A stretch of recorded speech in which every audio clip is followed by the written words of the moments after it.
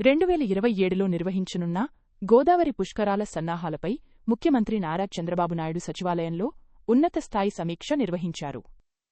అఖండ గోదావరి అభివృద్ధి ప్రాజెక్టులో భాగంగా మంత్రుల కమిటీ, వివిధ శాఖల అధికారులతో ఆయన సుదీర్ఘంగా చర్చించారు. భక్తులకు మెరుగైన సౌకర్యాలు కల్పించేలా ప్రణాళికలు సిద్ధం చేయాలని, పుష్కరాలను అత్యంత వైభవంగా నిర్వహించాలని అధికారులను ఆదేశించారు.